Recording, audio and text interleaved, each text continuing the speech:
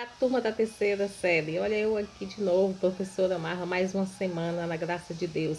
E um tema muito bom da nossa geografia vamos hoje discutir, que é o neoliberalismo e a globalização, com enfoque nessa primeira parte de nossa aula sobre o que foi esse neoliberalismo.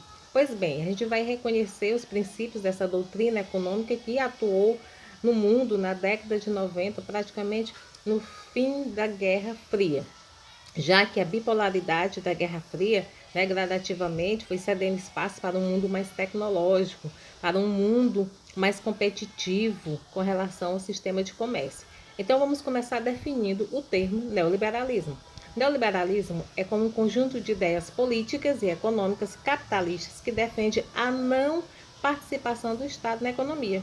E de acordo com essa doutrina, deve haver total liberdade de comércio, pois este princípio garante o crescimento econômico e o desenvolvimento social do país e apresenta-se como algumas de suas características: mínima participação do Estado nos rumos da economia de um país, pouca intervenção de governo no mercado de trabalho, política de privatização das empresas estatais, livre circulação de capitais internacionais com ênfase na globalização, abertura de uma economia para a entrada de multinacionais, além da adoção de medidas contra o protecionismo econômico, desburocratização do Estado com relação às leis e às regras econômicas mais simplificadas, até mesmo para facilitar o funcionamento das atividades econômicas, diminuição do tamanho do Estado, tornando-o mais eficiente, e posição contrária aos impostos e tributos excessivos.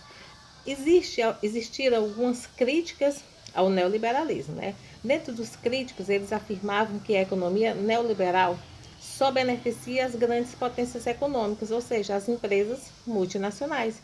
Os países pobres, por exemplo, né, com um processo de desenvolvimento mais lento, por exemplo, o Brasil, iria sofrer muito com os resultados de uma política neoliberal, pois nestes países são apontadas aí algumas das causas do neoliberalismo, como desemprego, baixos salários, aumento de diferenças sociais e até mesmo a dependência do capital internacional.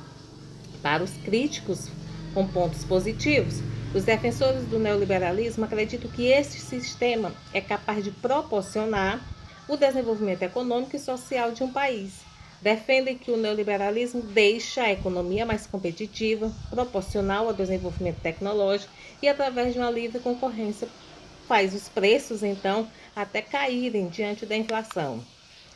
Há exemplos de muitos governos que adotaram essas políticas econômicas neoliberais nos últimos anos. Nós temos aqui no Brasil Fernando Collor de Mello, na década de 90, Fernando Henrique Cardoso, inclusive adotou uma das grandes características que foi a privatização de empresas.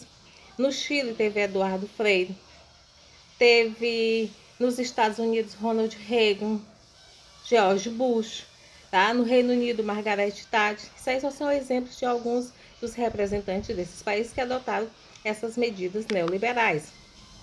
Lembrando que para superar a crise mundial de 1929, né, o economista Keynes, ele propôs que o Estado deveria ser fortalecido por intervir na economia, estimular a criação de empregos e adotar algumas políticas públicas de caráter social. E isso ele nomeou como estado do bem-estar social.